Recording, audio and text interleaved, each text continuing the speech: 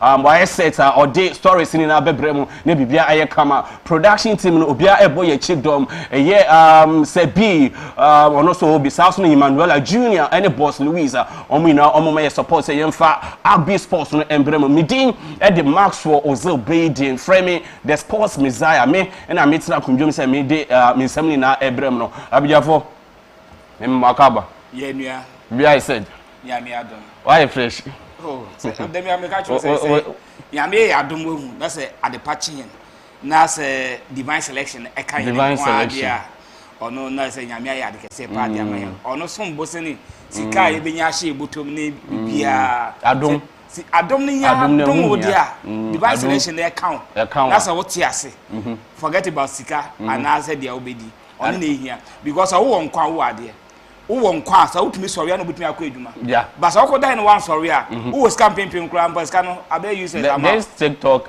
guy I on nam TikTok and there yes sorry yesu we and dra basa bobo omo draw no obeye video kura okoda ya yeponya no wan sori basa ku no it no be catch him say uni obi wa asem a fire enipa no adeba make peace with the person say uni obi wa asema me dem bia asema yem so for catch him say enkoda abra uni obi wa asema yeah and that abra uni obi wa asema try to settle it before you don't know what will happen it's very important my friend me wo ya me bonu krampa I try to make peace with you and some akọ bed ndi say wo wan dia ntuma my friend mu de ndi me kodina dia ncheme a yankopon me that's for that's it Gabi boss player we have got there bibia de na kwam more thing o twedi ampon da Roma but when you say next year first September say nkakra yankopon o de ekọ you started January and ya shase no even Andra kwa ya shase no ye na na me da so ti ase ntino edum pempen so bi say dia na ye ka say we say ye dia se da ma twedi ampon san say ono ena oni edini ye Maxwel. Now, we have a call there. Because on say September, so the 9th or month, 9th month. Wow, it's a gradual. I think the record quarter. Fantastic. Adom. Obia set. Indiano. Obia set. Now. And that's not transfer, you know. Hey, see. All social media, master. Now will be send me concerning over the weekend top 5 major leagues top performer member near dim komo but before member no what was your biggest shock over the weekend team ben was shock you pa team was shocking me weekend pa Manchester City ball Brighton so yes small team Brighton and yes small team but over players now Pep Guardiola over the summer no want to talk about the team man no say last season no be any year I say last season Man City enkoyi nti after the World Cup no or try say or better 1 or 2 be abesation na at least in the first match 4-0 I show was 4 now go phone him say Man City almost have back sana second match o the empire the second match no or wakwaje Europa League at the aba nti on board but only Brighton akọ to twele kan. Okay, until what the City your biggest shock. Gabi, your biggest shock before I say better top performer no. Your biggest shock in team Ben will shock you. Europe, and yeah England one Europe. Team will shock me what do you call it? Manchester City. Yes. Me say Brighton share City yeah me 1-1. Gabi. Brighton and Hove have been playing against Manchester City. Now Manchester City, a team like Manchester City, well, to Tottenham Hotspur. Now, what Brighton, I name say a lot of players, every team in the world. And Manchester City, Pep Guardiola and the team, ball this time around, Johnny Reinders, Mama, Mushimo, Ellen Brutalan, Muina, Ewo Horn, still almost that so hard, now scoring a first goal and conceding late, winners goal from Gruda. And I think a very, very shocking result. And of course, but one thing is Pep Guardiola, no, he didn't come Maxwel. End of an era. Maybe you say end of an era. Netamaso. I say or recycle mindset. No, Uje, you may move to because. Oh, I deal with Ekoye Jose and Kiapamno. Sure. and go for last season cry. Who's a Manchester City team no baby are no muda.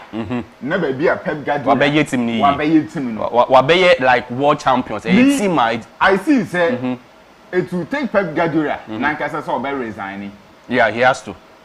No resigning fine, but Manchester City per what we are seeing, you know, we be Manchester City our intention be so better keep Pep Guardiola. Okay, into you do na ya go into details now you diving into the discussion now more the monsamli na my biggest shock over the weekend was Inter Milan against Udinese. Inter ebufi ono share Facebook near 2-1 no Udinese better say yes. And also na sport is how much no line na me say hey I'm out for Sikashi Udinese one team playing against Napoli, Inter, Juve. Okay. Mate, producer, me per se your top performer within the next 5 minutes. You bet me a boy you win na maya na I setter na ye kama na your form top performer and brand. Your producer would say you bet me ISI win na ma. It's Happiness a top performer on Abbey Sports review.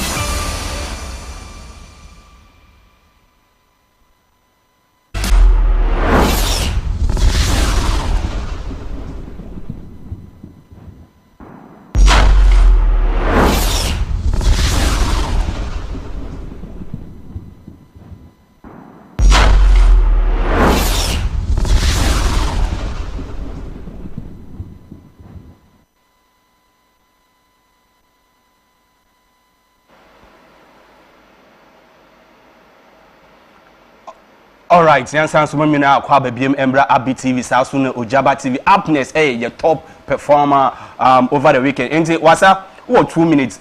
Player Ben or impress over the weekend. Just 2 minutes. We are not back so not. Okay. So you hear players over the weekend almost surprising here. Me Mamindi kan Mbungra Brighton and Hove Albion. Mutumi share Manchester City by 2-1. Abrante James Milner, Akokrano, 39 years old player from the bench. Obemi 60th minute. But Oba, you know, baller Abrante and boy, you know. And say sometimes, you know, football say, oh, bona say, who do rare age, ebo, na say, osho who ye ya, a boa mo to me bokoichi. Because James Milner at the age of 39 years. Now coming in at the timer, now Brighton either for no, obey mono. He didn't just come and contribute, but he scored a goal. Edema Brighton, Emma, I feel almost benya equalizer now. Not just say now Yemuma idea Pep Guardiola, and so they went ahead to win.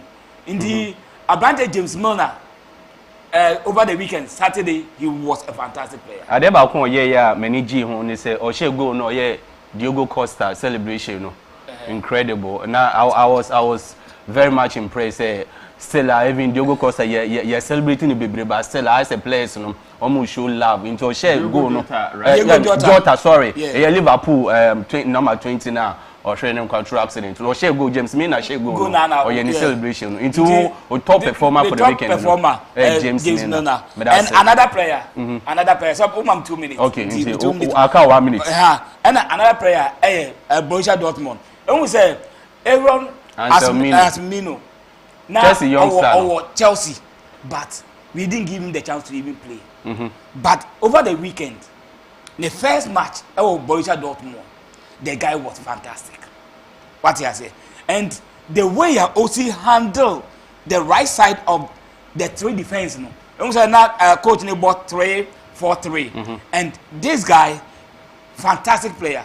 Even though Chelsea will be on board, so alone. But say Obi Watna bench when chance mpo ambo even one match conference league when you chance ambo bi na the whole season otra bench sir now going into Dortmund now only had the opportunity no see akan you know Kale the guy was fantastic. After the match, Borussia Dortmund coach also he's an amazing player. That is like he plays with confidence. That is it. Because I say Obi at the whole season when you be on the bench. Okay. Sometimes Grandpa might be start on him. Mate, what's up? What time now? These two players was our top performance for the week. A branch of friend James Milner, Osina Khan Edema, Brighton and Hope Albion, the English Premier League, and the new guy on Osina Khan Edema, Borussia Dortmund, the Bundesliga, Aaron and Salmino. Into women was our top performance for the week. Gabi, what 2 minutes? Mezea, producer, Patricia Sawan Sabeka, John Garcia, Basa for goalkeeper up to screen so their mamma. Maxwel. Goalkeeper no enter against Rayo Vallecano and so we are going to play game in Ibia. We will say no question American. Oh yeah, 5 key saves here. Massa, Anke Andre Beckham for concerning Barca and Rayo Vallecano game. No, Andra, who share saves Juan Garcia, a young, can I say goalkeeper. I think and a waba Barca team more all year Juma Maxwell. I think say Andra. He was an incredible in the game because Andra Wosher even touches or 51 touches as a goalkeeper and then the accurate passes Andra everything was on point for Abrante friend say Juan Garcia because Andra say and Kabasa totally and on lose game because one-on-one situation here where no to save Barca ball and I think say they top performer there for the weekend Juan Garcia for the weekend. Okay. Yes. Mate Gabi Fernandez on the way in quick or say the top performer for the weekend Barcelona goalkeeper a friend Juan Garcia or to me Barcelona and next my friend Rayo Vallecano no about 1-1 and you know anka match anka Barca belusu but then of the day to me save Barca it was an amazing second half massa as an commencing so saves upon saves oh yeah there papa into it I agree with you guys. Okay. It was fantastic. Mate, me that's papa wasa any Gabi Fernandez almost top performance for the week, and I said for the weekend, more diaba, ye dey ehun ensem na emamo happiness home ground stories. Ye ko ba ye Gabi edin sam no beto so amen. Me ko be bia twen sisi ayeba.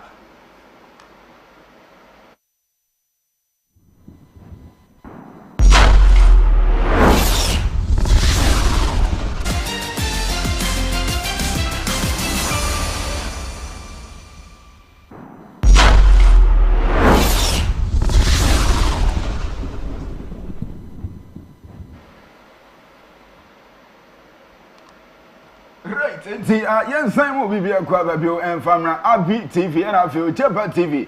Not just a new man so and to make comment to be training Facebook in a so. Not yet team Common so cracked from one such a one afe. Who could YouTube and also a general so Tim Hormone Life?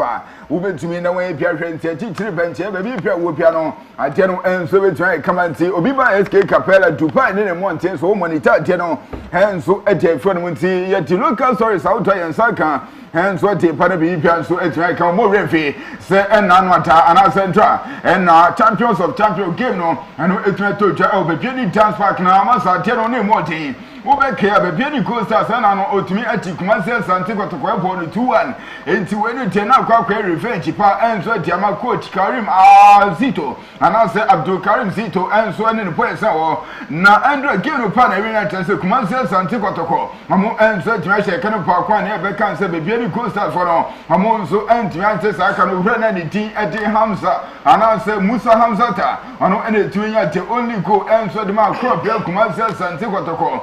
Now after the game, Hamza had a quick message we answered my fans in and so the producer Unsaka a year or two and I was what you had to sweat Hamza Musa Nimkomo Kakron so the editor crop Kumasa Santiago Toko supporters in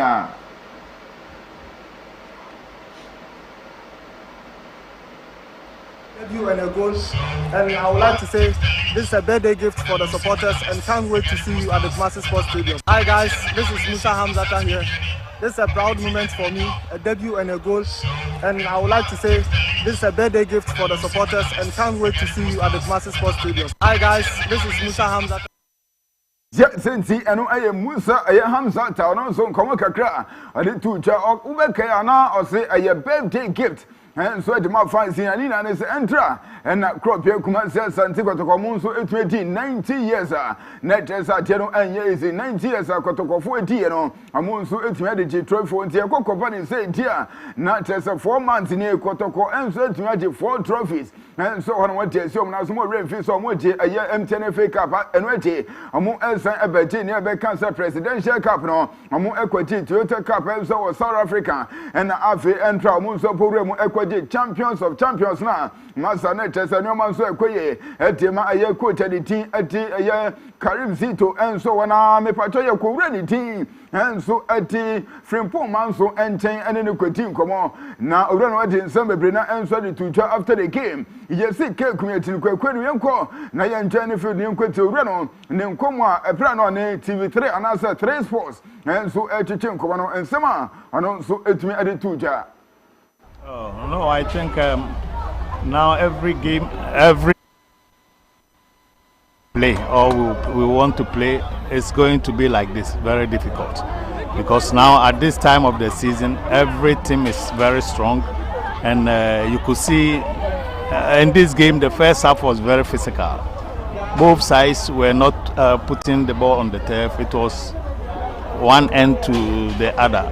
So for me, in the first half, it wasn't all that good football, but at least the second half, in terms of possession, I think it improved to some extent.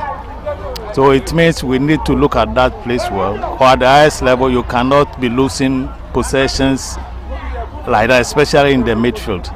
So those are some of the things that we have to work on going forward. Yeah, we have about two or three of the midfield who are still injured. So these ones are the ones we want to try, should in case they don't come back early. So yes, we tried it in the first half. Second half we have to change and see which of them will which of the two midfielders that we can rely on. So yes, at this stage we're still keeping on trying some of the players and some of the departments. So with this game you've seen, do you think your team is ready for the Ghana Premier League in Africa? Well, to talk about perfection, you cannot get perfection at this time of the season. But at least it needs to. Yes, indeed, I know I coach at the team, and so different poor man, so come kakra, but to me at the 220, but being coasters or more see you are the team, and so the question too. And also, team command kakra to General Travis name, we shall enter performance at Kumasi and Tikotoko, and I Popo Kwanani team, and the coasters to me at Ghana, not just a Ghana football, just an improvement, and so it's your Pamuya Pay and Jennifer Footno, they ain't ready team, and so the question to Nkomo kakra. And also a team, plan on enjoy sports, and so a team come on. The right is that we lost, but and you saw that the competition is always like that. It's us are in football. You cannot say that within the space of 7 weeks, 7 days, you can just be winning over someone just like that.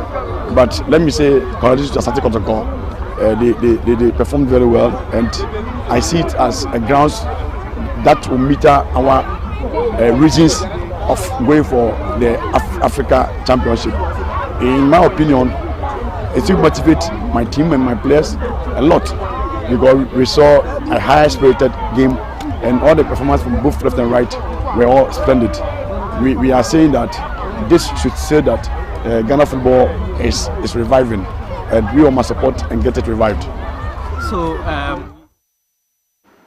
yes, and I see you and the team and the question to Nkomo kakra, and also a 22 to producer, Pretty Kwama Yantoso, and so and free chan tournament, and a 22 channel producer. Who was a picture trophy at General Fatos Mami Morocco, a promonso quadri trophy and no more years celebration. Me pato, yes, I know, and the test screen is 20 chan tournament. No, Maxwel, no, a part of you, Popo, and so many team. enso di Morocco enter omutumi agiate no enso di se omuna so after so omu ehye omoya ne team anti Madagascar by 3 goals to 2 enso wonti Morocco omu enso asan atena homa bi pia enso try come and ready already team team mo kutu se no e Ghana ni di se Mohamed Kudus no ono so team komo kakra e for international break no na ono kan se bebre na o se wo po na wo jama ye o national team ya dia eno so eso mpuye pa nti omu so ebetumi ahwe no mo to lose omu lose ye against Bournemouth no enso dia to mo echi ba bi na teso mo echi aba ba recover enso wo national team na teso no man so echi kama ye pa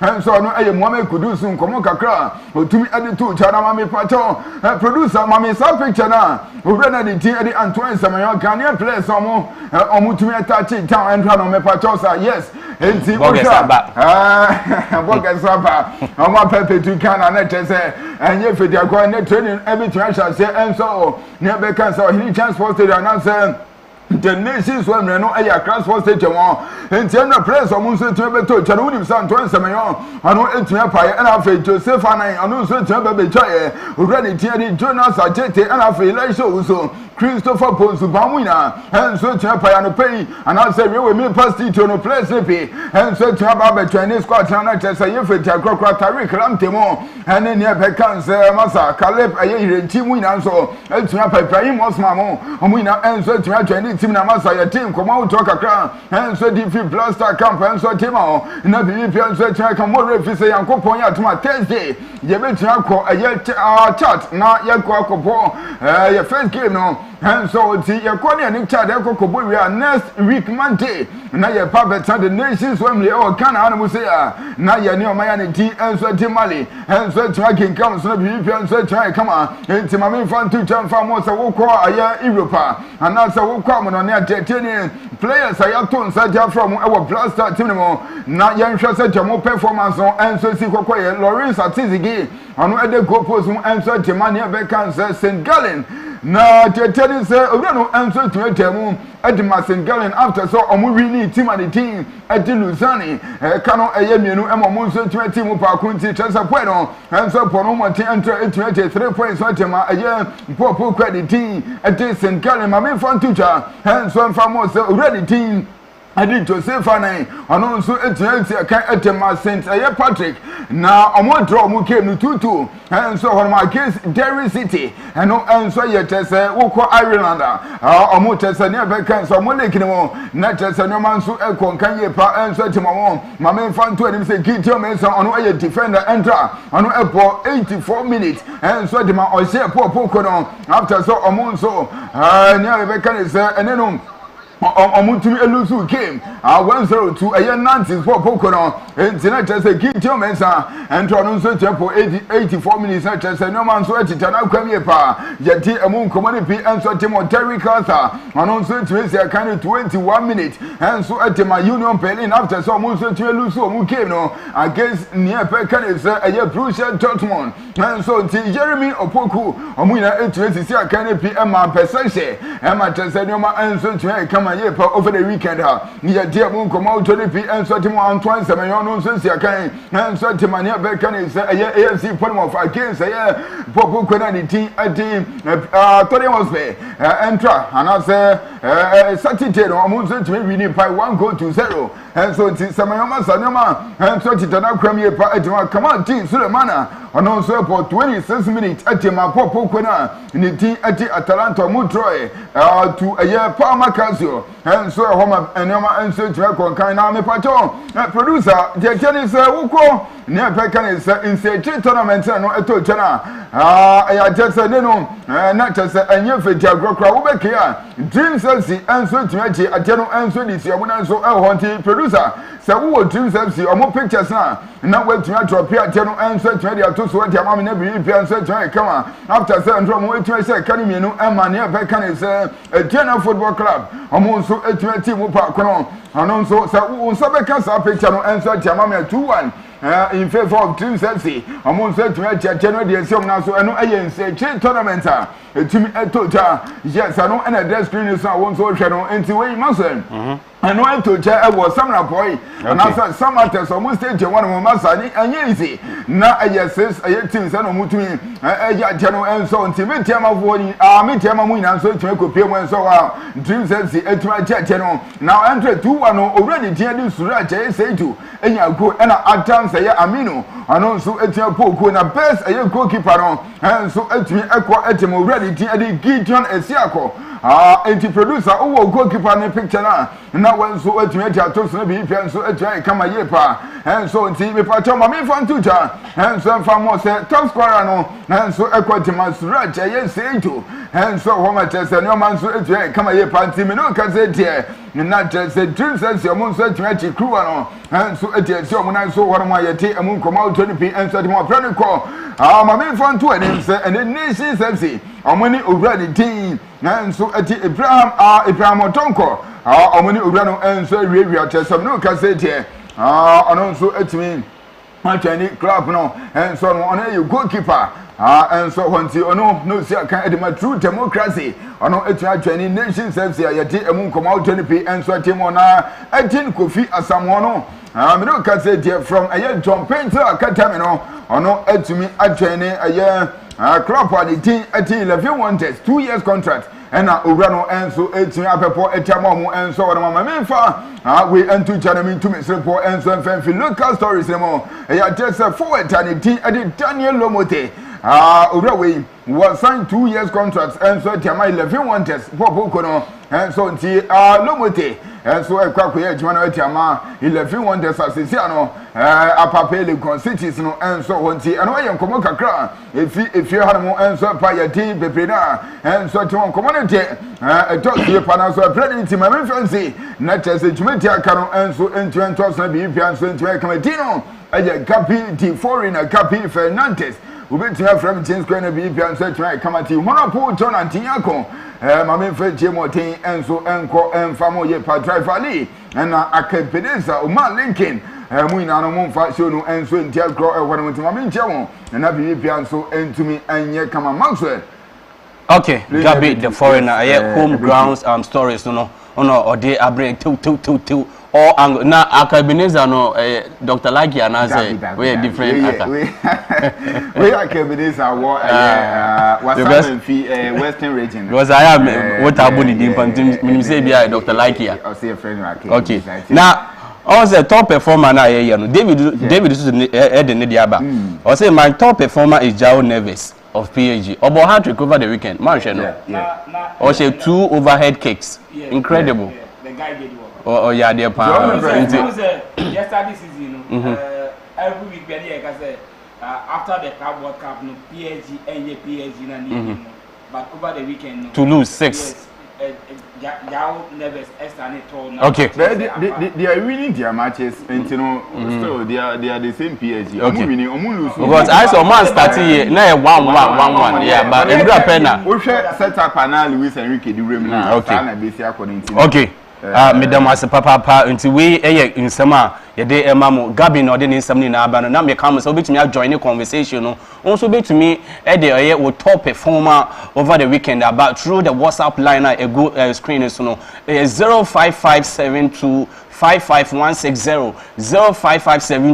05572 for our contributions any suggestions in abra obetumi the top performer aba na bibia aye kama ebeje penanya kinkani na ama me no ka say Facebook so active for her obetumi join the conversation no so na YouTube no so active YouTube ni Abi TV Ghana and Facebook ni Abi TV official what's that home ground stories Gabi dey about oh fine me ma 8 minutes boy on come ya ba home ground football dia na the papa yi say Endra na Ghana Football Association deadline no baby and teams ni na no ka say obi a register deadline yes deadline for transfers okay then in the oko abuchina in the air deadline no na deadline for Ghana Football Association and so far for now there every team has done the necessary things that will be register the players and we are okay at all to know what we say as of now that's a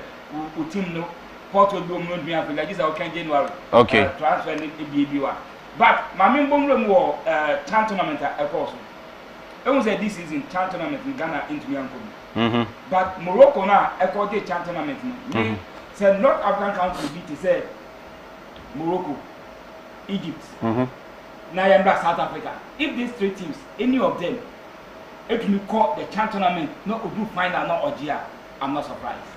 Okay. Wasa meba on champion yenya some technical aerobio M70 obeti wasa nkabiem so de nsam ni na ebrem na bibia aye kama na wonso hu de akona me kama say we Abby Sports Review Monday edition in a synchronized idea nsam ni na ebrem na bibia aye kama you stream it live on Facebook no Abby TV official na YouTube no so ye Abby TV Ghana into joining ye na yenye discussions ni na bob na bibia aye kama me sure say wasa back into wasa yanto ankomo no so nti dem na make an ma mention Endra na Ghana Football Association omo transfer deadline no ebe them in the oko Europa the major 5 European league no almost so deadline away from 7 p.m. na be apart from Spain na 11 p.m. no in the Endra and Ghana Football Association so omo de ebe in the say we team na say basis abi o Porto be o team no mu unya striker bi no angoto this okay January transfer no wait me akwa striker na say akwa ya uhia no mame mbom nwura wo chan tournament na Gabi kan ho asem no na make we be say ye ko chan tournament na this teams are bom this countries are bom a team from Morocco, a team from Egypt, na a team from South Africa. We need chan tournament now. I'm not surprised. The reason is that even at their national team proper no they have the core of their local teams in their national team.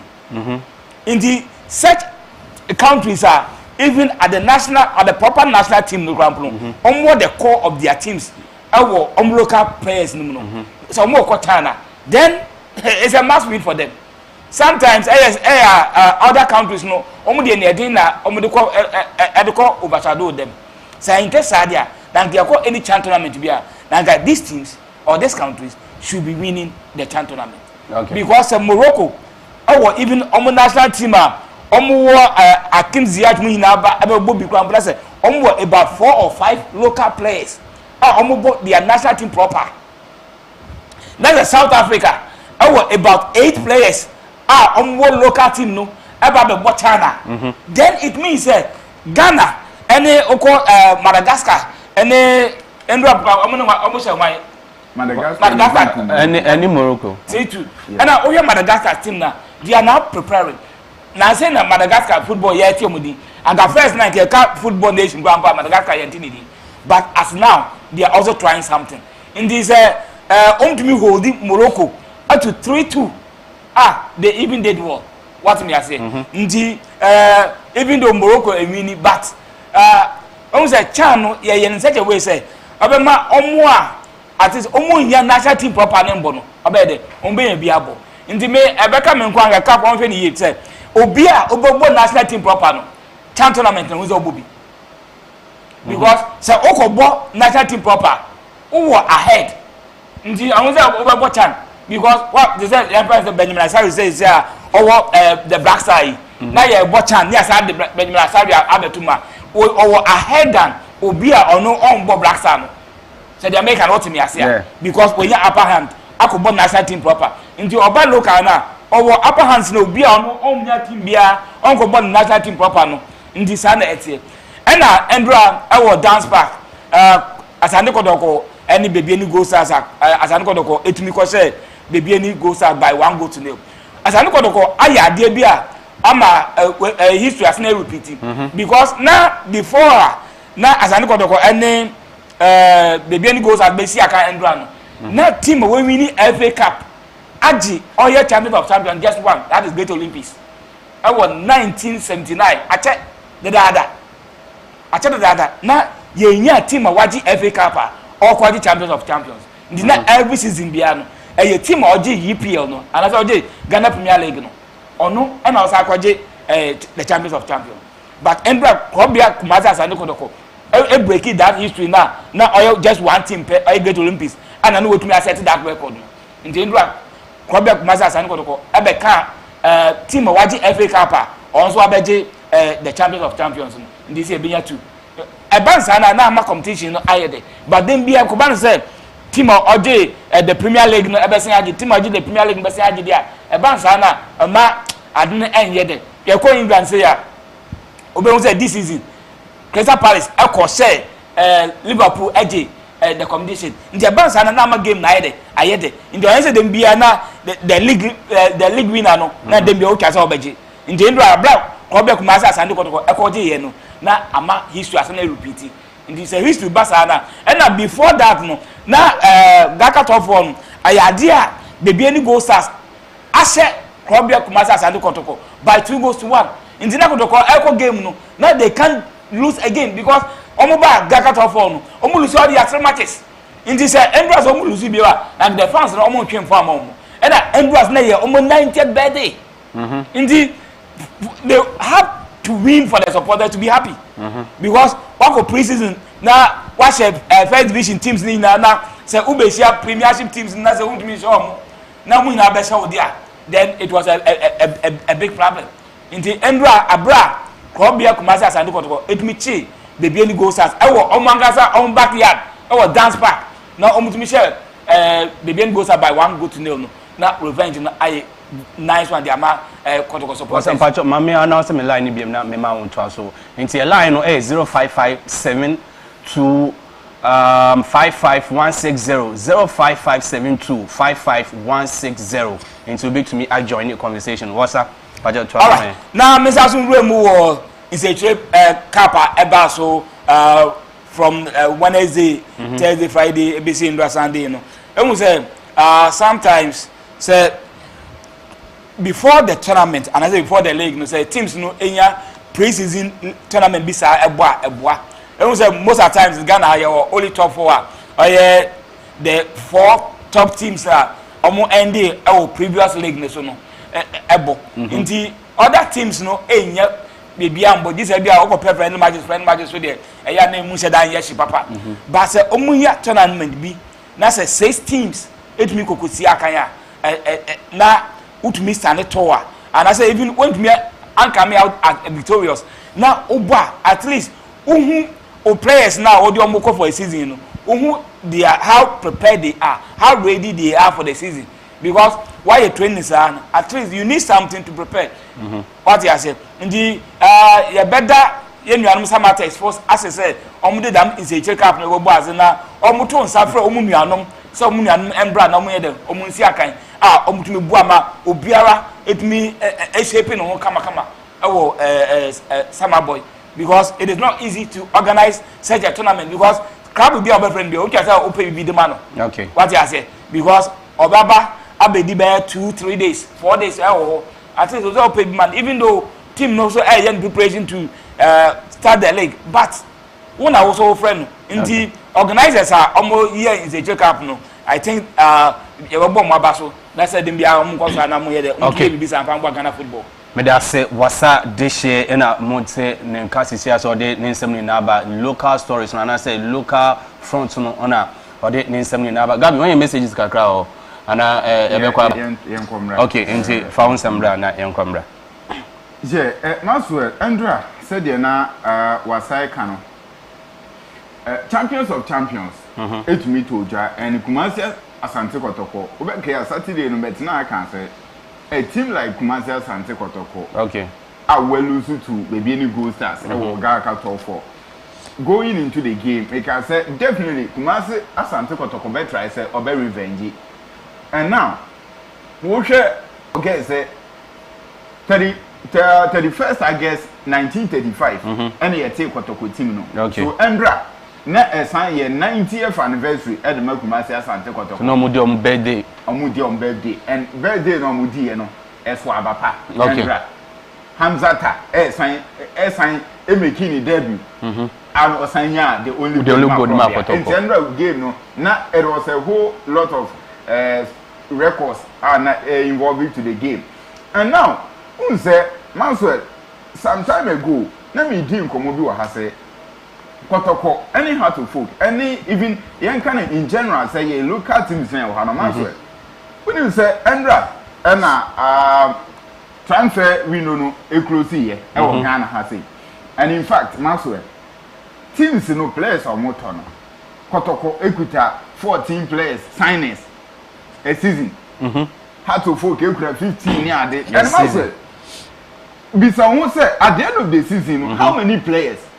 Omo buy you sign a beka team mu ye beje bebre kwan ne yakwa akofa bebre so ai dey aba na chesa akwa say ya fre bebre kakra bi na ye beyi won ohun okay and ma so say kokoba ni say me dey bia me concern ni say we are saying say ya build team and ye ntumi ma player me bo one season no on sign ko ne enka say ya build team because ubeto 15 17 players even a season bi o ma and some bi o ma how to focus na Kotoko between out 17 players Maxwel and 17 players be so almost say enti are quality players instead they say bia you better quality na emom no you be maintain omo for some years na you compete e Africa no nya ne saw but you be kwakọtọ more players quantity na begu won mo ko asa ye ntumi kura enyusu ye mfa bi nkolon na say kokoba ne saw so Maxwel me concern nso ne say eba ni see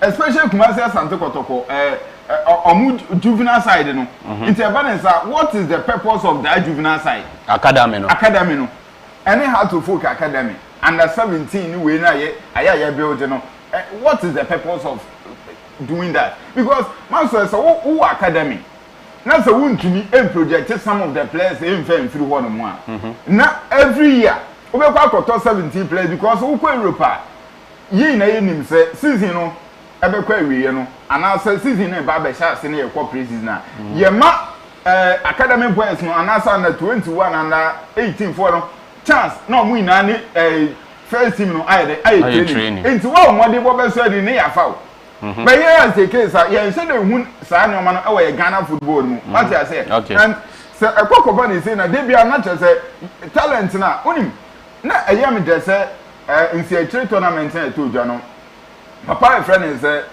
coach to adu copy hono and ma so copy no ye ne ji nkomo na all ka say obehwe in the tournament when who say Ghana we have a lot of talented players here in the talent na ye wo Ghana ha no the use say wo Ghana ha so any say question na me bi sa me hono no say coach na akwa hu being a blaster coach akwa hu say wo talent wo Ghana na say you who the uses of that kind of talent na ekoya na maybe our own developing yet we can use them but then say yeah we share the competitiveness of the league now yes maybe they are young to compete but then say yeah then you who talent for Ghana ha eno na make who say you to me are talented players bi wa no also what travel from different places and you could clearly see say sometimes we kwa to so bi ejina ba bi e bobo a kwan ben e fa so nya Chastela man be ye Chastela kwan ben e fa so e fa some players bi mo buy those time na criteria say bi nya players no na wo hwa na emfa ho ne ba bi a wo hye sa na meka no o ti ase enti say ano de unless say bi a we move from afar and also we move to afar and sana when your chance no enti say coach wa kwa ko hu dia na munim say we have a talent in Ghana here. They never see who your talent so quite better so be use no. Because we call European countries now. So the moment on we say talent no one no, they try some be utilize it. Say Ghana how no say we share your team here, your national team is here. How many players no more under 20 or Black Stars? How old is you can say Lamine Yamal? How old is Desired Way? You see, enti talent na ye wo ha no mo say no, you who the use of it. What I say, and no na rare clubs in mu because we have the academy side e wo ha no but you to me promote omo to the senior side e wo your clubs in mu. Okay. What I say, enti at the end of the day, no akofa 17 players e dey aba be kan dey wo dadan ho and who grew me omo, wo di bi be hihim. And that same year na wo kwa compete with other clubs from Africa. Omo players have bought for so many years. And it can't be possible so between you compete omo. Even Carrera to me assign more than 10 players. And I maybe be some say na players no bo anya di ntia. Tell her there no bo yen share emphasis ka kase nto omo ntino. oh ade bi hard win o hard win but was say you try say you be involved in your academy side no no more be room so that omo so be taste the kind of leg na ye ball ha no okay but I won't say academy no you tumi and say you tete omo na ya Tom that is the aim say you develop omo a na e de omo but say yes we need money to I mean do the football na ye Ghana ha no nti be when ya academy player out to me say akwa your talent no there's a ton no a sika obe generate na betumi aboa ma wa your team Gabi obe ma na akwa betumi aboa ma your team e wo kwa top player de na ba nti be ono ne value na nti say o ton no kwa abrochi a sika obe nya no sika obe nya fi ho no more than we sika obe kwa to any African player your problem is this weekend Arsenal introduce boy be Domas Max Doma 15 years but was last weekend boy on your penalty tempo but the Ghana how many times 15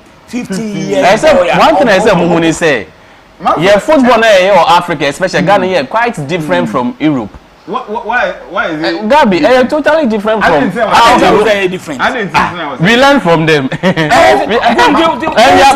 me I feel say there was this one guy Matthew Kujo the boy was having 16 years. That is it. Until when we give them the chance, they can play. They don't utilize their chances very well. No, we are in the process of learning from them. We are still learning from them. Academy boys now chance mo to me deliver. We will get there, but me say we still have time to learn from them. Abrofunu so na so o mu of course but say the mo see o football no see you who say chance na wo no na 15 years the Ghana ha no mo boy you that 15 years wo Ghana how born na 13 and I say under 12 wo baby you Obokos League yes enti ya mo a certain 15 years guy go Premier League a whole Premier League EPL you see and adibia anoti the man enti I say you see a building team yeah recruitment into recruitment na no how many years and the coach no altna how many years and the year boy players no draws you who uses of them so what you say enti I say Ghana league no no ye hwe na ye minim aha no last no be say financial fair play nti o Gabi tie no say yes side dey na say you lose that level no rules Gabi you na festival me na transfer mu no Maxwel you na festival me ano team because na me share list ni mu a wo share teams no signings or more complete ni ade a Maxwel a whole lot because ano team 15 players 14 players for one team what the head and obi ba next season you be see chen kwan me na ko you be terminate the contract ni you sika na ma no enti wo ye business what you say enti Maxwel all my fancy na minim say anka bia anka mo bedi nkomo kakra fa your match against Chad no manya mo selection o say afina players na eba players ngwa ponya medru ye da wo call up na call up call up na ba ba say player and weekend oboy o play and so play oh say o play again player do o ha o medumi man call up and it's na your probable lineup ntimi so on my day ni ndru wo ye Maxwell my day ni ndru wo ye ade ba ko ye me de ne say say one thing boy a friend say Thomas Tepate e capital no unim say on the 5th and they share no say ne second quarter you know but report ne say obetun join team no on time for Chad game no and I think say the bomb pay say enko affect Thomas Tepate ne mentally and emotionally said the be obetun abobo no diama blaster because I didn't more day but obeba enti eno dey but concerning probable lineup for the day I think say going to play against Chad dey should dey nyun bia any player be man opportunity I think so to me exhibiting the talent enti say share Saturday now on say against Mali dey a big one on dey beka one many few messages be on Facebook ma me reading na yemfa dwumede ni ento aso na wo the way no afemu prep Mate you man Mate enti we Tony Jemfi oh my guy Tony was a good afternoon Abbey Sports watching you live from Millennium Junction Inter shock me. Inter ni Udinese. Was Sikana shit. Tony, me Mawayako. Cypher the Bless, my guy. I say I'm really enjoying. Also, good evening, guys. I am really enjoying the show inside Techiman. The most wicked team in English Premier League is Liverpool. Hey, Cypher.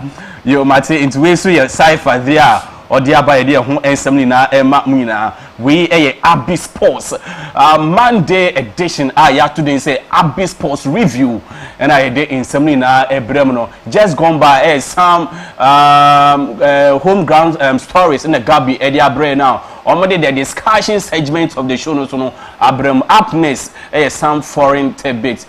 Che Yakob Menko Bia Yabasi say Yaba the Bebrem.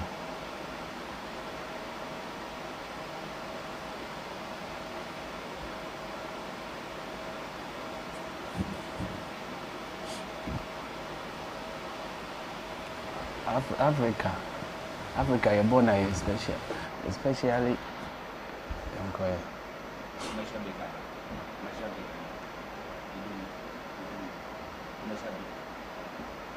Yeah, Canada.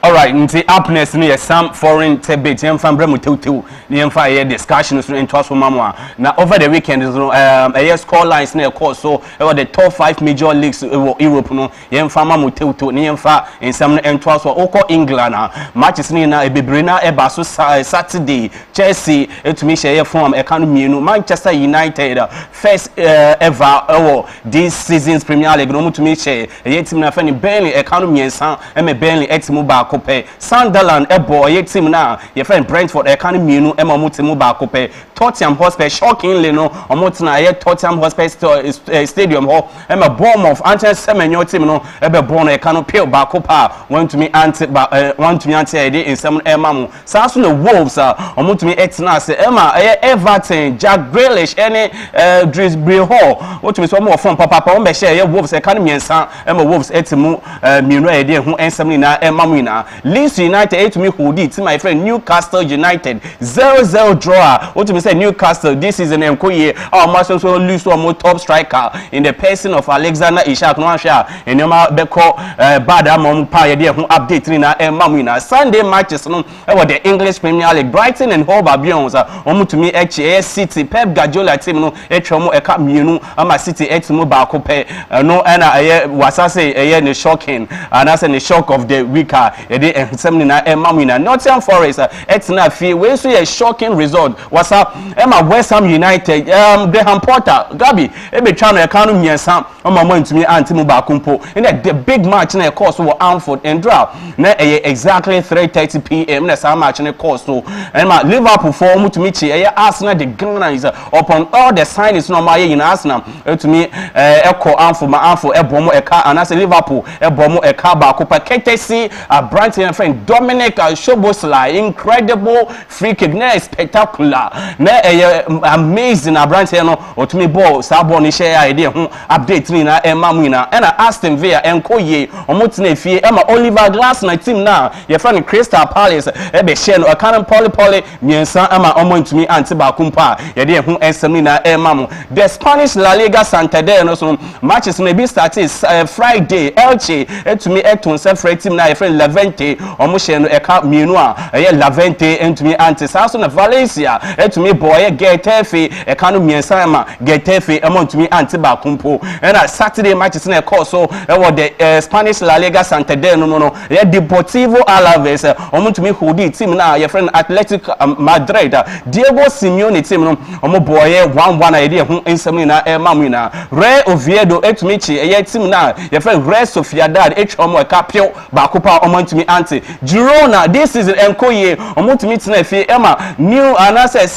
Caesar Aspilicueta team no Sevilla etumi kwahye no eka mienu ama Girona omontumi anti mu ba kumpo na Real Madrid omontumi chi team na ye friend Real Mallorca ebo no eka mienu ama Mallorca etumi team ba kun na Sunday matches no Celta Vigo and Villarreal Thomas Partey team no 1-1 draw na Real Betis etina fie ema Athletic Club Bilbao ebe twa no e ka mienu ama mo team ba ko pe Espanyol any team na e fe no Osasuna Espanyol to me share ne ba ko when team ante na Rayo Vallecano the last match of the weekend no Rayo Vallecano any Barcelona na incredible match 1-1 draw e dey ho ensem na ma wina e wo dwumedie so the Italian Serie A no matches ni bi start here Friday night Cremonese the newly promoted team na be PM the Italian Serie A no omutumi share team na friend Sassuolo e kanu pole miensa ma Sassuolo etimu mienu pe na Lecce etina fie ma AC Milan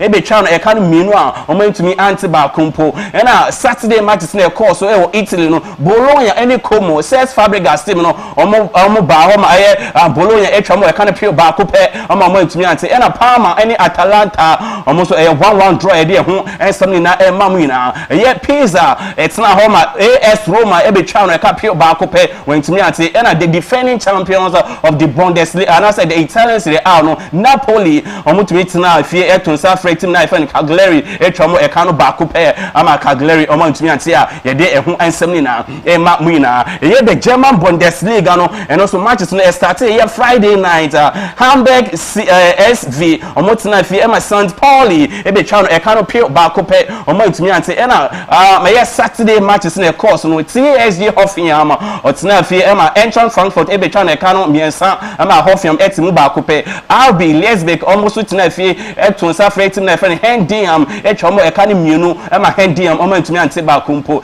VfB Stuttgart almost omutina fi etonsa free team na friend Borussia Mönchengladbach e twa mo ka no pure ba ko pe omutumi anti ba kumpo na Werder Bremen almost omutina fi etonsa free team na e friend Bayer of Leverkusen papa na e friend no Akwete Erik ten Hag team no omo board 3-3 me no castle because of that match with papa na yapam no the details in abebremo and the last match no say Osbeck omo tina fi Bayern Munich e be twa mo e ka no pure miensa omo motimu mienu a ye de ehun ensem ni na e ma mu na okwa France Ligue 1 no Lens et meet na fi team na fan Brest e twa no e ka no pole miensa ama motimi ba ko pe Laurent and Lille Metropole Laurent et na fi e ma Lille be twa no e ka no pole enson omo nya red card e ma Laurent et meeting ba ko pe in the night so etina fie team na friend OJ etwa e ka no pure ba ko a omantumi anti mu a ye de ho update ni na e ma mu na the last match no Toulouse etina fie e ma PSG the defending champions and UEFA Champions League winners no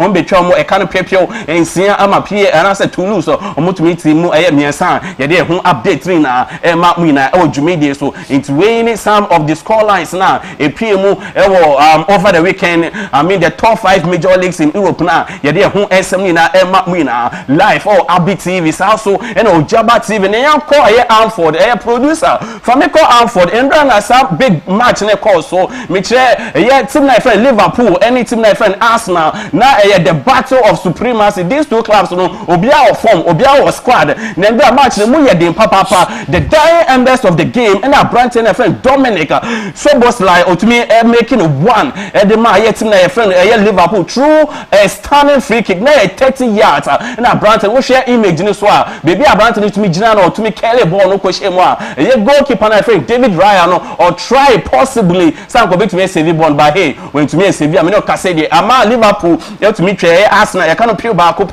Arsenal want to me tell me no ka say Liverpool are now leading the English Premier League you call international break idea update ni na na we gina England ho na we know Cassidy Arsenal and Liverpool the second highest scoring Premier League features behind Tottenham Hotspur 206 and before Endra no now Oshe Liverpool any Arsenal now 189 in Tindra one go nearby no 190 update ni na now proud to say match na Endra bounce now and a legend friend Peter Schmeichel or the some biaba or say Endra match na course so Alford no o hwe two teams na ndo omo ball match na I say baako de na baako pe na I say obo ball no na baako so all the tactics so call ya and na I say rely on a set piece to me say directly na papa no or cassette ye team na your friend Arsenal the Gunners Mikel Arteta team no enti Peter Schmeichel say Arsenal for omo game plan omo do call any say omo form who share ball no bebre na mbom omo rely on a set piece I say the bear as usual omo they have been known for that omo share so many set pieces goals but no they are far Liverpool chon kunate any Van Dijk no any Gomez omo ye adwuma ne pampe edit ma Liverpool ma Arsenal omo ntumi anhye gba dey ho update ni na ma mu na enti papa na that screen so no ono ne sam na me dey ma mu na e wodwumedie so ne yengyina England ho na team a ye fe no Brighton and Hove Albion so ndre ya no mu share Manchester City Pep Guardiola team no ma me no ka say Pep Guardiola so lusu bi na Brighton and Hove Albion so Gabia na say wasa papa we ho adwuma papa na friend James Milner ono no share the first goal edema team na friend Brighton and Hove Albion no we no na no oye papa na friend Diogo Jota ni celebration incredible kama ye dey ho ensem na ma wina dwumedie so na yengyina sa match na course wo Brighton for fie no between team na friend Brighton and Hove Albion any Manchester City na Erling Haaland me no ka say there wa share after 100 Premier League matches no Erling Haaland wa share 88 goals. And I said, sorry, okay, what we share 100 and I said 100 goals in 88 goals. I didn't update in a mamo. And papa na friend Alan Shearer and also share Oyusu 79 matches 100 goals and Ruud van Nistelrooy also you sue 100 and I say 68 goals 100 goals and Sergio Kun Aguero also you sue 64 matches also share 100 goals and 70 na mamwina na wo dina Manchester City team no mu me no ka say the injuries no are setting in about 3 players or 4 players and me no ka say the call injury Manchester City team no mu na Phil Foden out Jesco Vardion also out and a branch friend Kusanov born ko bimbo any a branch friend Ryan Cherky also say Chebia no mokoto ne ba also out ahead of big clashes na beba so right after the international break no metre Manchester City on the boy team na friend Manchester United on the so HCA team na your friend SS Napoli from Italy no more so be share Arsenal from the English Premier League now all these they are key players no wina ko injury ye dey ho ensem na ma wina ne yengyina Manchester City the Citizen aso ye and the match na course between these two clubs no kire Manchester City any team na your friend Brighton and Hove Albion so omo midfielder ko injury he is back again on the pitch your friend Rodrigo Cascante and also Rodri or the Sembiaba or say Manchester City team no I say in the match na course no making some kit mistake I say na mistakes no mo nice and kwala bi na omo bobo no nti I so lose focus any concentration now omutumi lose so much now ye dey ho update ni na ma wina into say players no person mo compete with the English Premier League so and at the UEFA Champions League na say mo lift up mo game no mo stay focus now mo level mo raise mo level na high say be ya mo betumi approach each and every match beba ma so ye dey ho update ni na ma wina still on Manchester City no me no ka say the papa na ye friend Pep Guardiola 2025-2026 season no metre the English Premier League no we lose 2 matches in a row o lose ti aye team na friend Tottenham Hotspur Etihad 2-0 no mo lose ye and then draw so o mo lose ti team na friend Brighton and Hove Albion ye dey ho update ni na mamo into these 2 matches we consider 4 goals no what me actually only 1 goal incredible we untypical of Pepana ye friend Pep Guardiola ye dey update ni na mamo na what me say the only goal mo share no against Brighton and Hove Albion Brighton and friend Haaland on no share sa go na ye dey ho update ni na ma wina dwumedie so na me no ka say the Manchester City o mo lose they've lost a Premier League match for the first time in 50 games when Rodrigo is in the squad and I said Rodrigo has started incredible City for the first time in 50 games no omo lusu eye match Rodrigo Cascante and also Rodri was starting to me say Manchester City say the normal and share Korea Gabi the papa no nsem na bebremo na also when we the echo na Embuemo over the weekend against na your friend Burnley Old Trafford the papa no to me share goal no say very very happy say what to me I share the first goal and their match team na your friend Manchester United only konson only bobobo amorim wo fa amoni team no or say very very happy say what to me I share the first goal at their club na there update na mamina na we share the English Premier League table no before the international break now Liverpool on my 3/3 me 9 points no mukita Chelsea the Blues almost 7 or Arsenal 6 Spurs also 6 Everton almost ya there papa almost 6 and Sunderland almost 6 Bournemouth also 6 already and who update na mamina no more we need there Fulham 2 Aston Villa 1 and the Wolves almost 0 plus negative 6 goals incredible at the moment idea who update na mamina Nyanko or Spain and last match in a bar so the Spanish La Liga producer Flamenco Rayo Vallecano versus team now your friend Barcelona now me no say at the end of the 90-minute contest plus time added on a 1-1 draw incredible your Barca branch your friend Lamine Yamal no to me share first goal through penalty and Perez on also 87th and I said we're 67th no also be 1-1 Edema Rayo Vallecano versus Barcelona man you know say the Barcelona almost me dropping 2 points you know say they are behind team now your friend Real Madrid the white angel me check the Los Blancos you dey who update na mina now still on that game no you goalkeeper my friend Juan Garcia Endra he was he was fantastic yesterday or to me make a key saves in back 6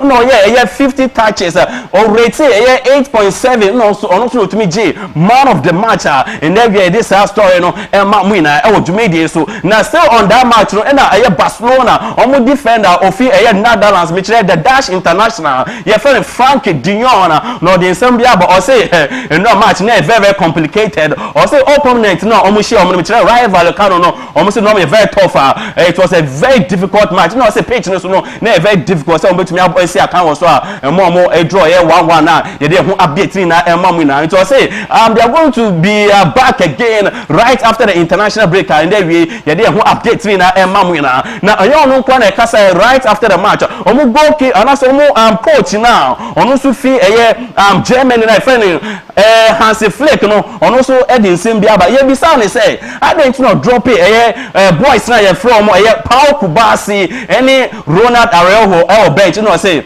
now very very important say some of the guys also being your opportunity the likes of Christiansen any Kundemu na make opportunity say any the reason why or drop it guys no believe says Christians obey to me the new energy about game no more into quite unfortunate to me ball draw but hey they are going to bounce back they who update na mamina Lamine Yamal see the come on also the nation by say they try their best but hey now lack no to me need so much into almost almost chance right after the break Barcelona will be back again idea update na mamina ni engineer Spain the winning side and I said the winning team your friend Real Madrid they 9 and I said 3/3 generating almost 9 points now what me say nyoma papa the man the head coach your friend Xabi Alonso and che bia no be PM Real Madrid no fear buy for Leverkusen onu fi ho no na ekofa Erickson Haga me no kase no so ya pa no say no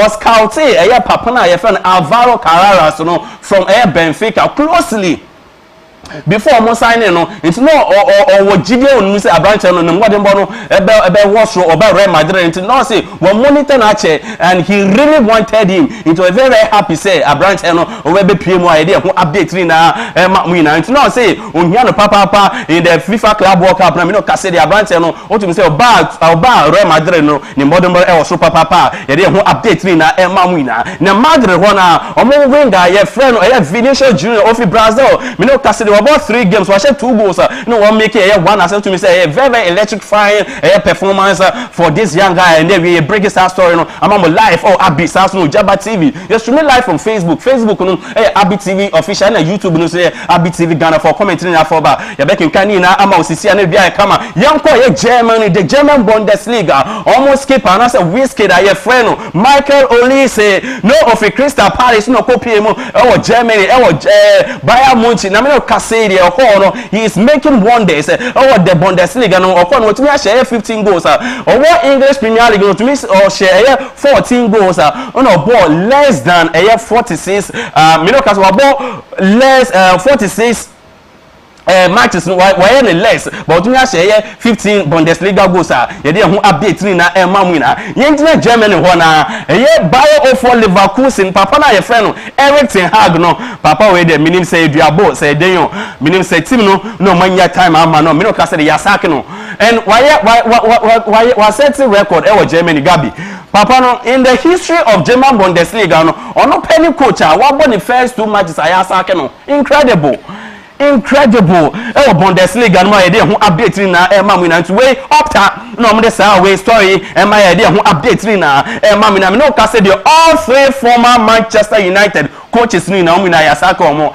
i.e. Erik ten Hag Ole Gunnar Solskjaer any papa na your friend Jose Mourinho the special omo and omo that screen is incredible we na say omo jobless omo here adwuma into United as I said the last time say be am confidence papa na your friend Ruben Amorim na these 3 coaches are available Jose Mourinho Erik ten Hag any papa na your friend Ole Gunnar Oli omo na omo fia dey ho update ni na mu na yanko some transfer stories Gabi kan or say at exactly 7 o'clock on the dot UK any other European countries now on be close transfer stories no into me no ka say the market no bubuja bless no kwa no motor in and out ebi mo ko na ebi ba na the latest one am saka ni sisi me break his story no amam no a Brighton friend Anthony of Brazil o se na kan the team na friend Manchester United last season loan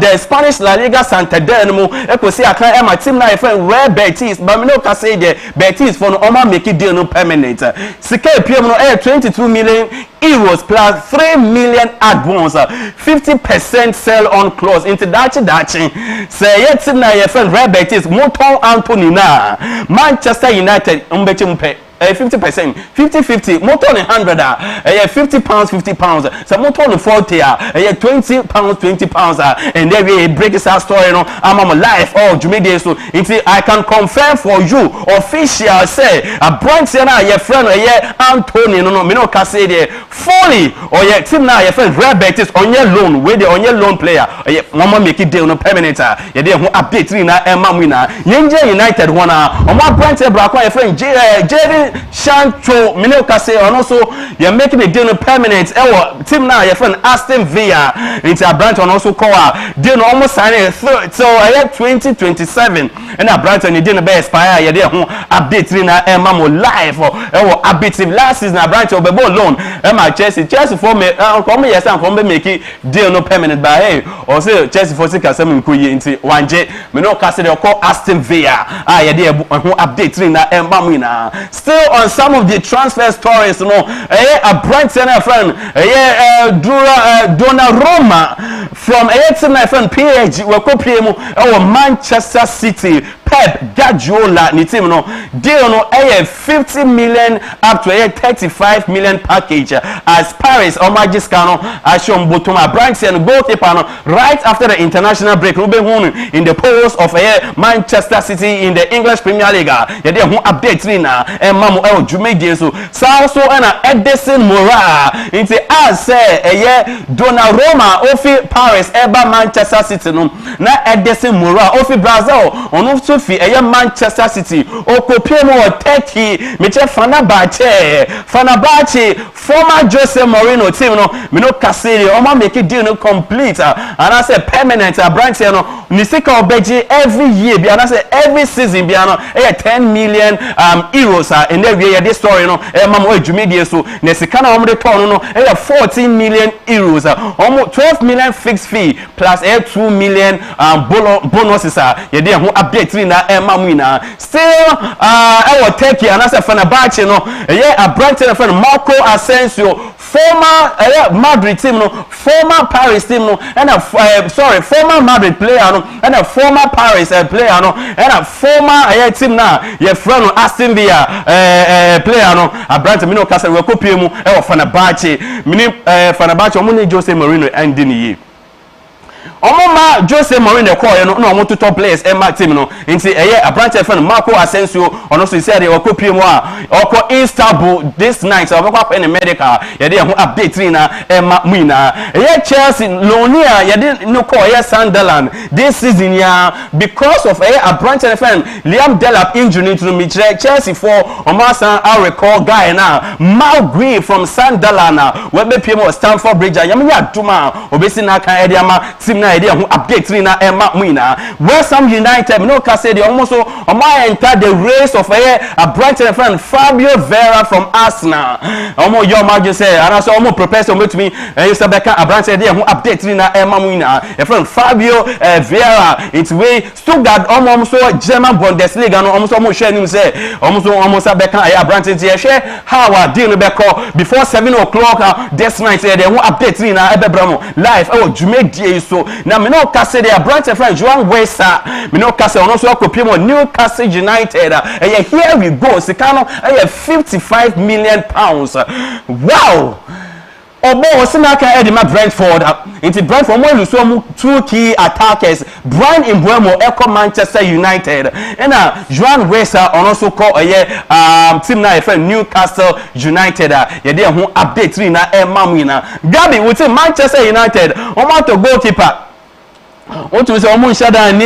gidie a branch na ye friend no Onana Andres Onana no into man ko Belgium last weekend say me say yes story no Royal Antwerp goalkeeper ye friend Lames no me no ka say there here we go United for omo to me assign player now ye dey who update na Emma now the noise is over noise now there course between these two clubs no Mitre Liverpool any Newcastle no Gabi sisi ade bibia atodin a branch na friend Alexander Ishak no sisi ade we breaking British transfer record 130 million pounds when ye euros incredible ejebo no ejano enyaba a branch no me no kase dey Liverpool for almost said to me akomo player no you me atuma right after the international break no obe hu say a branch na friend Alexander Ishak no o share Liverpool jersey obesi na kan ediama club na ye dey hu update na Emma Muina na ye say ofi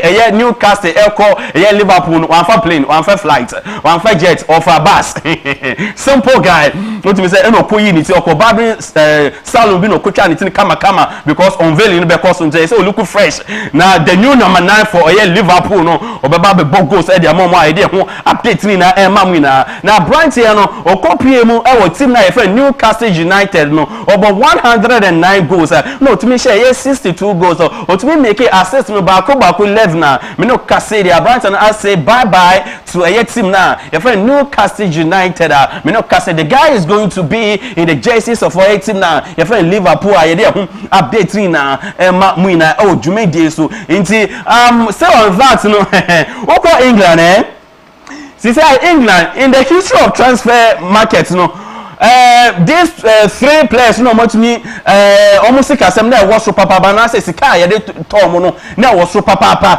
last 2 season na a Brighton and friend Moises Caicedo ofi Ecuador from Brighton and Hove Albion to Chelsea the Blues no Chelsea for ton 150 million pounds this season ya Liverpool echo ye the German Bundesliga no mu me chere team my friend Bayer 04 Leverkusen omo attacking midfielder ye friend no Florian Wirtz and that me say akana ne modern bon enche na news rosa but hey Liverpool for to me say 160 million pounds ekoto akwa no e be pay mo Liverpool team no and the latest one Liverpool ma so aye sisi ano a branch friend Alexander Isak omo ton 130 million pounds incredible into we break here British record incredible omo way no and a go screen so what me say Neymar in history there Neymar from Barcelona to PSG 2017-2018 PSG to me to a branch ano 2 million euros efi team na your friend Barcelona second team anase papa na your friend Kylian Mbappe Lutino and also almost me tono 180 million euros way back 2018-2019 and Alexander Isak since on third way 150 2025-2026 idea who update 3 na emamu otu say Dembele mu na hobby and continue no na continue obobo bi Gabi obobo say idea who update 3 na emamu na another here we go where Inter Milan my boy right team now your friend Manchester City me the citizens almost defender your friend Manuel Akanji me no Kasedi branch na kopie mo ha sika omre ton no 15 million euros 2 million add-ons I no Kasedi branch no we kopie mo a ye dey ho update ni na ema mu na o dwumede so another here we go ye dey ho assembly na ema mo Aston Villa me don't say the Omako Liverpool, Omo branch friend Harvey Elliott no Omako no so obesi na kan e dey amatim night. Sika 35 million pounds and every this story no e mamu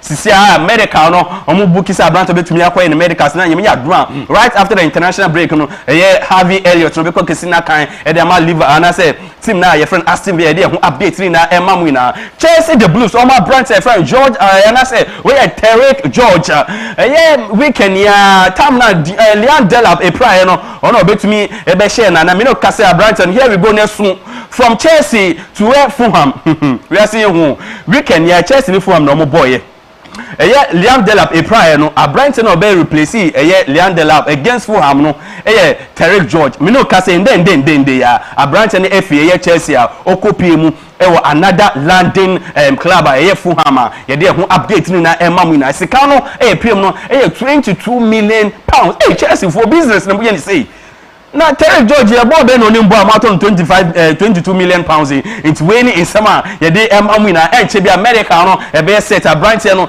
yam aduma right after international break no who say share Chelsea jersey bi ma ye dey ho update ni na emamu na Nicholas Jackson what's up akwa bread Jackson abre Liam Delap a prior no Chelsea board na on say emuche tu ebimu say yan kofa no ebimu say yen jai na me no ka say na okopie mo Bayern Munich Germany we no call loan na epie mu na 50 million euros and Chelsea for say anka say Bayern Munich right after the loan na ko be pay mo Stamford Bridge but because say Liam Delap a prior no Saturday no Sunday no na Chelsea for mo ye call say anka Bayern anka ni agent friend Ali Barat no on ma Abrante be pay mo Stamford Bridge but call back and forth ni na no Bayern Munich say the Chelsea for on their way Bayern on make it deal no permanent he say no biem 70 million euros oh say Chelsea for oh they go see in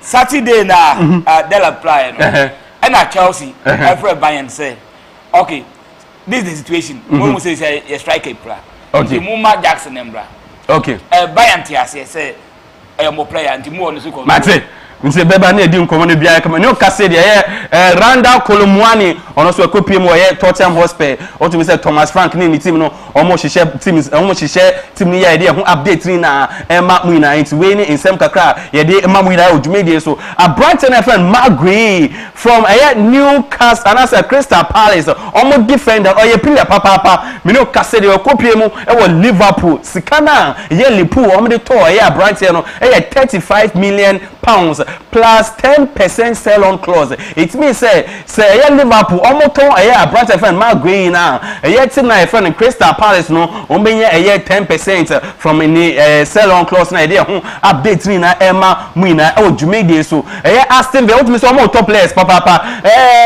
Gabi mo player Victor Lindelof no me no kase de we kopie mu Aston Villa. Here you go ono and that screen so mo Villa kama yam ya aduma right after the international break no obesi na kan ede mo upgrade na Emma Muina. It's the deal no 2 years into the contract no be expire yam ya aduma June 2028 and that Victor Lindelof the contract no with a team na friend Aston Villa no be expire dey update na Emma Muina wo Jumede so you monitor issues no where a deadline transfer stories into any updates be beton bia no ye the bebrebo ye pandit no so any updates bia on benye bia no the bebrebo ne bia aye kama ha Abi TV, Saso and Ojaba TV. This is Abi Sports Review. Something na ne de bremo na me come say you streaming live Facebook ne Abi TV official. YouTube no say Abi TV Ghana join the conversation. Your telephone number so and a good screen is 0255 and I say 0557 255 0557 255 160. What's that? Bezaya. Bia bokode. Ya miado. Wabo juma. That's it. Ya baba. Transfer stories na you trying to take. What you say? On the transfer no say eju deadline na na ye de. On say deadline ni twemu a only be at me you. Ndi on say the then say ya start the season no. Ndi obo 1-2 ohun be a emfa. Ndi Ozil we kan yemesi ani na utumi epe bi be shem. Ansana you could see deadline. Okay. In the another about oju this day na oju deadline days na ama ebi mu aye she obia young kata se fast I said there omo be chiro because you go see in that this January. Okay. In the for some brand yanko. In the dem go say na make about the Jackson issue no. They go see you know. Na team they say you play and this idea come back. And the manager say hey, when we play na we reverse that. And the minute you say indeed playing their on-call reverse. The playing the quality of landing and sound away well to me up for another fight there. But now Odu baby like the agent no Emma Jackson watching because so far as a Chelsea player no say Chelsea ama Bayern Munich Akwenya and I said go ahead now they can't sign the player irrespective say we could do Munich no on their enfam indeed the na go here say na agent so abomadia ene Bayern for kasa na Chelsea was say okay say your player yes my number back na mo so mo here there no mo so uncle mutual loan of 50 million this year loan you bejo 14.2 na uwia next season you know obligation by force oh tono that is 56.4 when in the 6 year I'm not Chelsea here 70 million and they free Abrante Jackson 70 million flat and I make us say Chelsea board no more when they come to business they know how to do business. They know how to business. Sasna Alexander Isak Nasser Mekato has said Newcastle the every right say boy no on Pamonton. But say Liverpool ever moton there 150 million euros. As some way can a month ago. A month ago na make massive. The only thing of my Newcastle better boy himself on concert. Liverpool I'm over 150 million euros in what is 130 million pounds. Somebody got toward the year. Master, she can't try to pay a now Newcastle pay 150 million euros to magazine with Germanako and sit that because Newcastle had a miscada.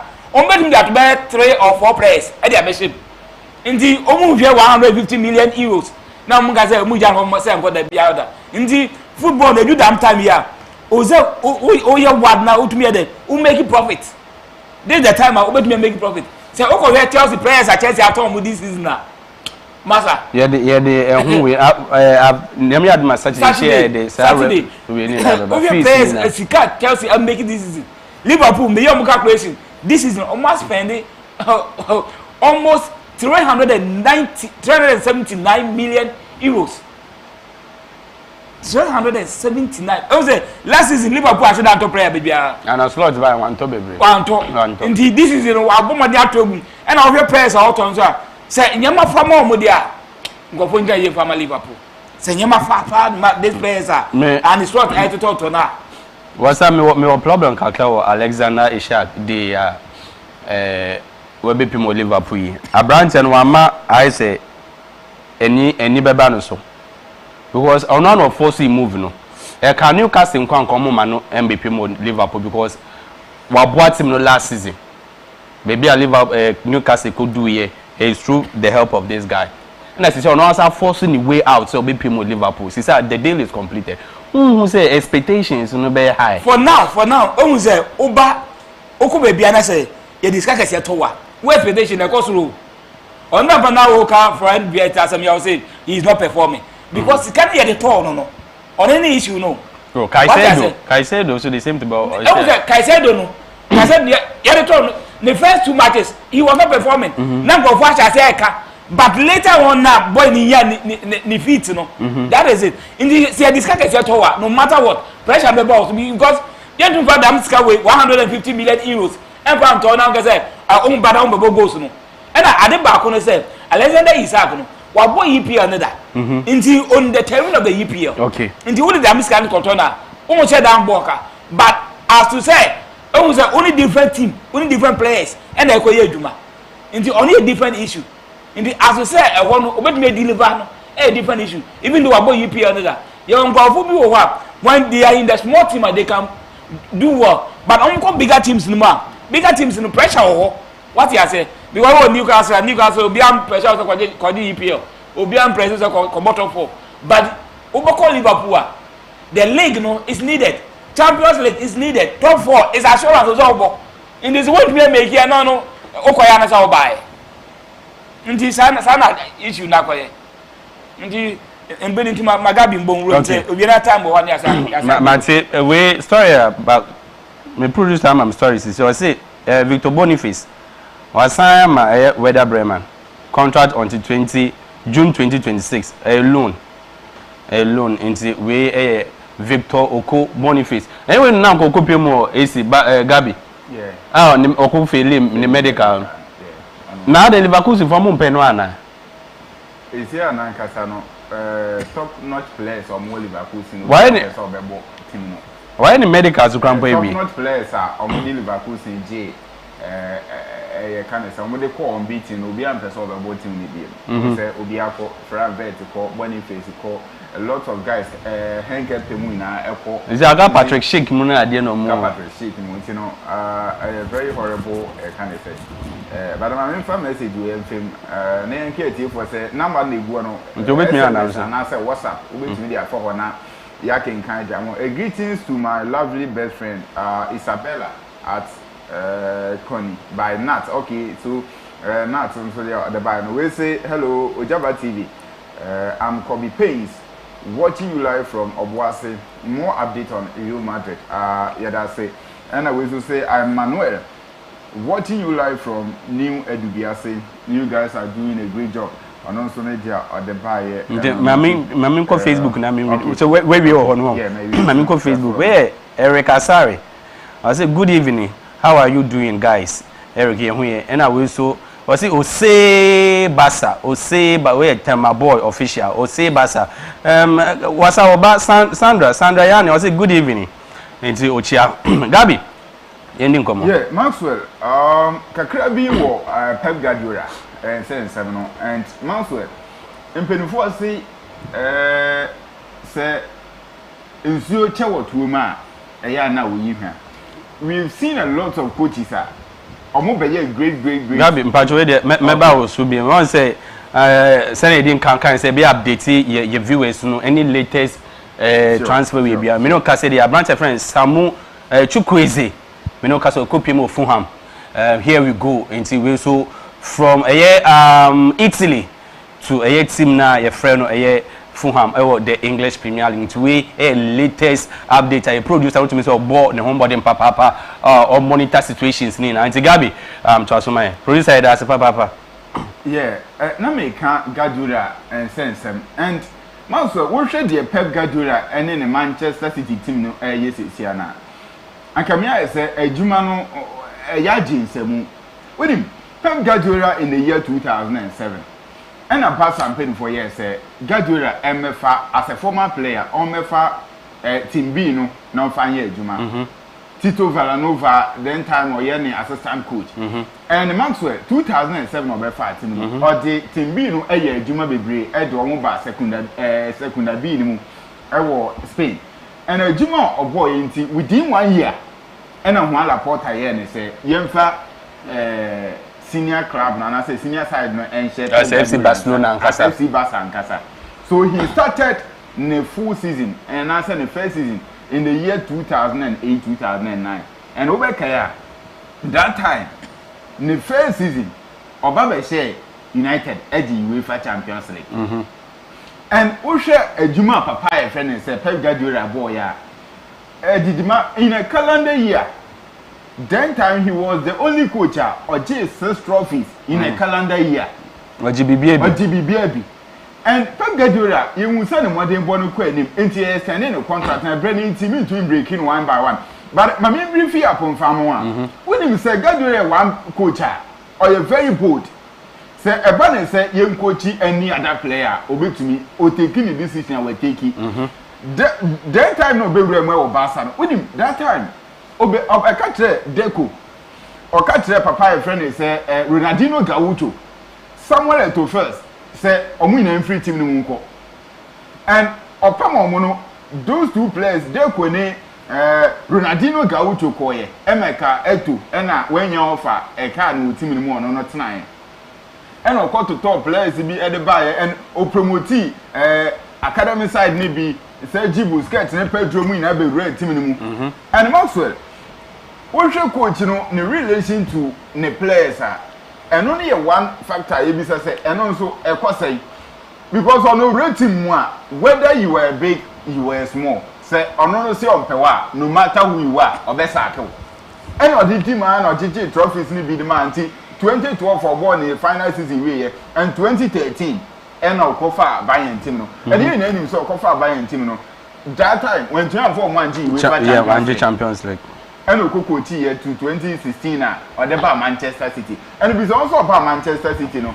Obesaki a lot of players, equal to tour, two Remuna, see, and see, a baby do a certain point.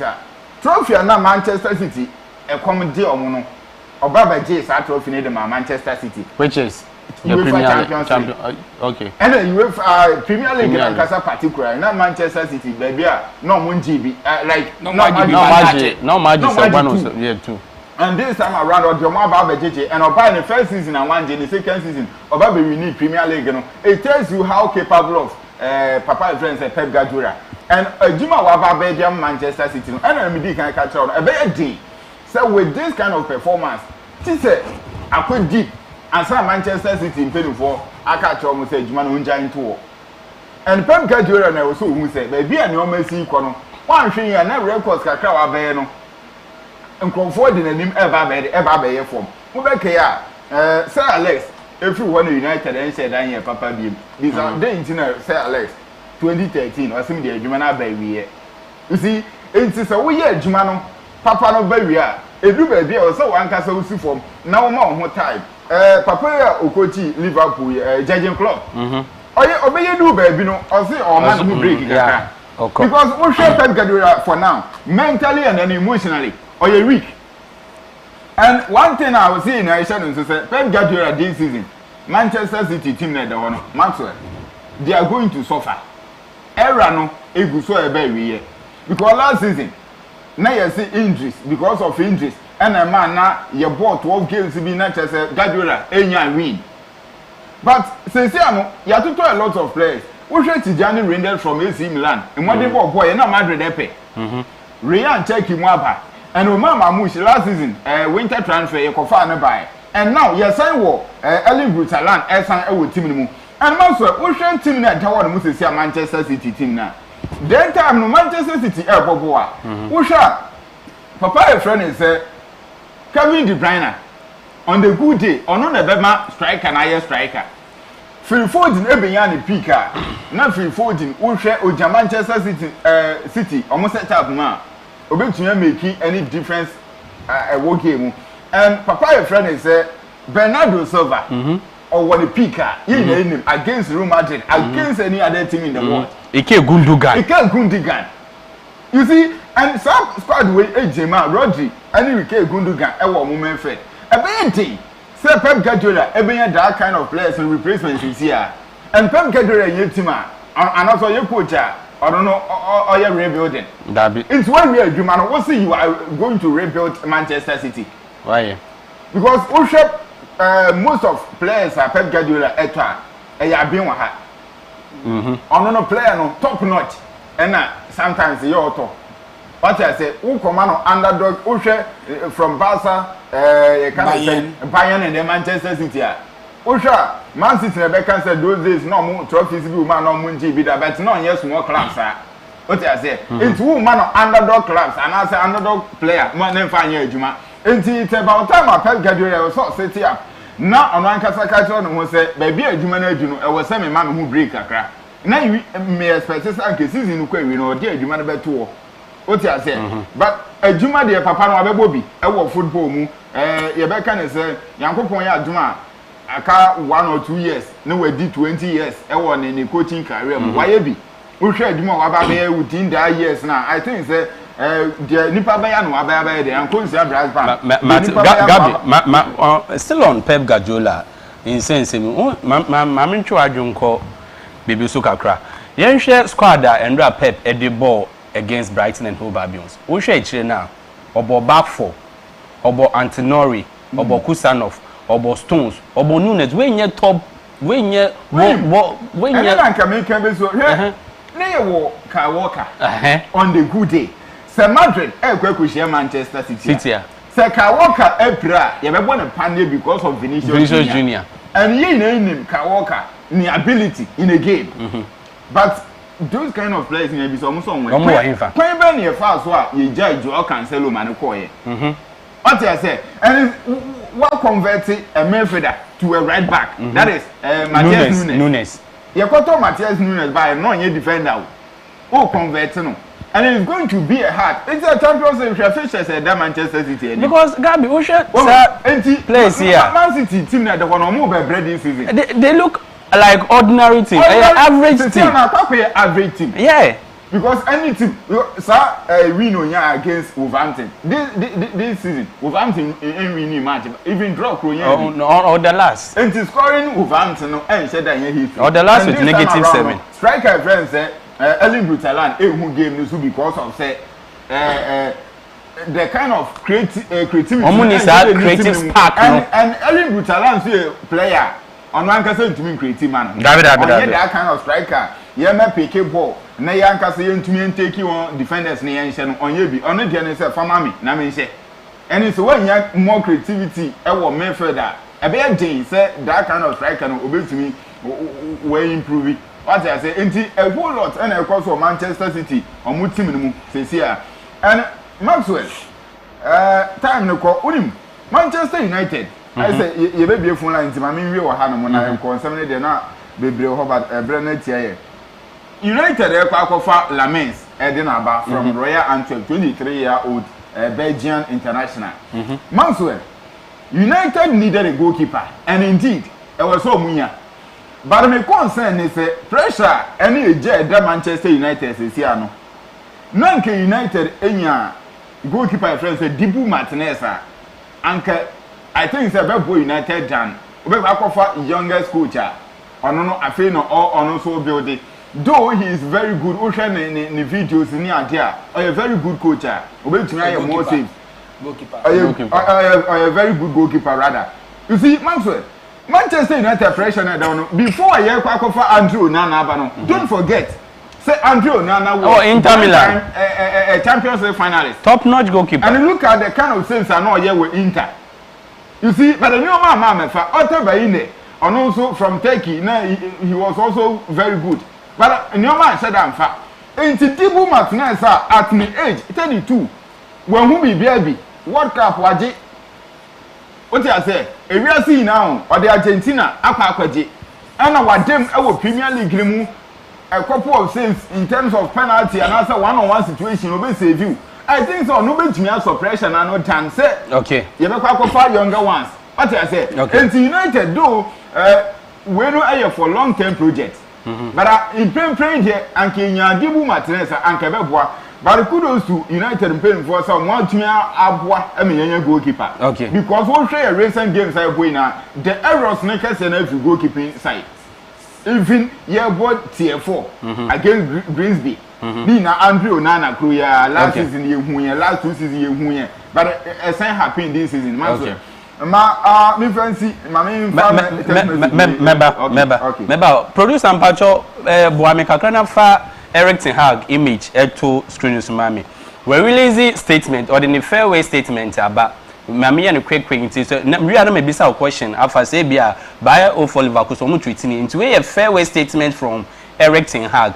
Or say the decision by Bayer Leverkusen's management this morning to put me on a leave of absence came as a complete surprise. It means not a surprise. No, a special anyway, Beba. Also, to part ways with a coach after just 2 league matches is unprecedented. This summer, many key players who were part of past success left the squad. Building a new cohesive team is a careful process that requires both time and trust. A new coach deserves the space to implement his vision, set the standards, shape the squad, and leave his mark on the style of play. I started this job with full conviction and energy, but unfortunately, the management was not willing to grant me the time and trust I needed, which I deeply regret. I feel this was never a relationship based on mutual trust. Throughout my career, every season I have been able to see through to the end as a coach. As a coach has brought success. Clubs that place their trust in me have been rewarded with success and silverware. Finally, I would like to thank the Bayer Leverkusen supporters for their warmth and passion, and I wish the squad and staff every success for the remainder of the season. Winning in summer, emotional message. Maxwel, to be frank with you, as a football lover, you and I better say, I will see who say Konya Bayer for Leverkusen. The Papa Nafas no, very very disgraceful. Oh. Because say both team a couple of players, about 7 players, every team in Moko. Team they call unbeaten. Now I call for coach, say Omra. Say team we that way ye jama Papa friend said Ten Hag. You do believe say Pep Guardiola be to me there jama. Don't to me. Okay. Into 2 games no na for more expect say bibia no me nya better no ho no mo ana. And on morning and the Granit Xhaka was then a player there. Maybe not Boniface and Vet Muna every handcuff Muna. So who expected 2 matches on the bed? And okay. You see, what the messages in the like how producer communicate. You better focus on Mami away na and share the Gabi read the message. PSG player in Liverpool, just like that. Me patroya put the message, you know. For Dini baby, Odi free we PSG player in Liverpool, no question mark, no. PSG player Ben na PSG player in Liverpool, just like that. So for the PSG player, so the media say updates. Keke, try to update now. We say good evening, Abi TV. I am Francis Abuaje, assistant boys prefect of Akukwaso Senior High Technical School. I am watching you live inside New Ebrim. Mama so yes, and keep up the good work. Thank you. And also Nadia or the bar. And also text message over to me at the bus number no and a good screen so with me the banner. Could you put in where Facebook? I said good afternoon. I'm watching you live in Was River FM. River FM what's a River FM former station. Oh, okay. No problem. Drive time no cost. DJ Kisses no. DJ Kisses but could you put in DJ Day. Kisses there in him, KISS. And I'm sure how baby no until your friend I will use of Tata DJ until they win him now. Tata so count DJ. I didn't kiss his and I'm say I would okay. Producer, only new come yeah fan I say yeah baby. And I be no Saturday. I was say nti me producer no and be but what's up before I produce and be communicate mama no your final words na yeah be so say nche bia say when say na yeah ina ya kan everything hard asam no sometimes coach Ejima yedi frankly speaking coach Ejima yedi e bi na last week Saturday ni ya kan o fe Jose Mourinho number of matches we win now we compare draw any loser because of say one qualify for just Champions League into one second what for coach just need 2 matches into a season or say massacre because about 2 matches are only here but get to know say one gasa team no what on players now what on at least 10 players every team no moko and moreover Liverpool senior team be exceptional just one season pay Alonso Bayern be cry na say e be a Chelsea and Madrid and say Liverpool na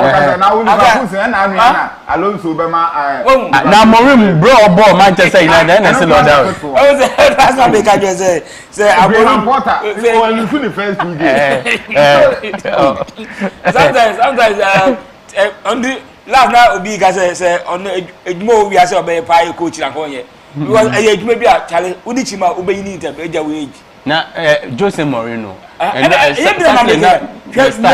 start now it is very good now Fenerbahce now obi abefa team now 34 wins no we lose just 7 matches na amount for enkai papa na your friend Eriksen had ade ode Ayas Amsterdam ye ewo Netherlands no sometimes me ba only say or building 2 different teams yeah sure mo dominating with UEFA Champions League ewo Europe Adentin aka United form be one be fa no omo show bia Ayas Hakim Ziyech mo Frankie de Jong Van der Beek Muniwe Kudus mu team no Anthony Mutim no sometimes they coaches now so sometimes I may bring them they have to look at the team before they go what you say Ozil mo hwe team no they are desperate so what if you check massa say because sometimes go fed maybe na say pressure sometimes I am bina remember since this is done also is on the only place of coach back no